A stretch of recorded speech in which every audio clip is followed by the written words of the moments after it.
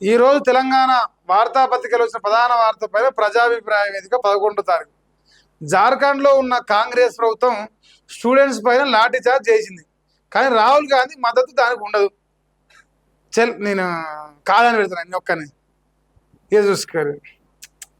500 మంది దాకా ఓటేసి 71% అవునంటారు. నేనేమో కాదంటున్నా. పోయి లేదు, మద్దతు ఇస్తాడు ఆయన.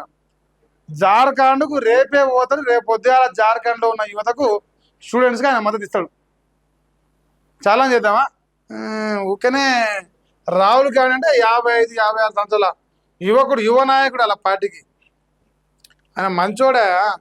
ఆయన జెన్జీ కోసం ఏం దాకానే పోతాడు. అది జార్ఖండ్ కాదు, ప్రపంచంలో ఏ మూల బొమ్మనా పోతాడు మా సారు. మీరు అనవసరంగా తక్కువ అంచనా ఇస్తారు. Good morning. 2029లో సెంట్రల్లో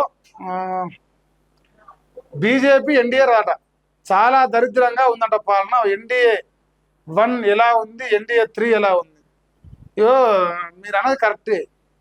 అధికారం వస్తారా అని పక్కన పెడితే ప్రజల లోపల వ్యతిరేకత కనిపిస్తుంది. ఇప్పుడు చూస్తున్నాం కానీ మన కాక్రోచ్ కానీ ఇంకోటి కానీ వ్యతిరేకత 3 సార్లు. ఇప్పుడు తెలంగాణ తెచ్చిన కల్వకుంట్ల చంద్రశేఖరరావు పైన 2 సార్లకి వ్యతిరేకత వచ్చి దించేసారు. మరి అక్కడ 3 సార్లు అట్టన్న. నెక్స్ట్ ఎలక్షన్ చూడాలి ఇంకేమంటారు. మార్నింగ్ తొందరగా రావాలి. సో రేపు నుంచి ఈరోజు కొంచెం హెల్త్ కొంచెం డిస్టర్బ్ చేసి అందుకే లేట్ వచ్చిన. రేపు యథావిధిగా 8 లోపలే వస్తుంది లైవ్. Good morning.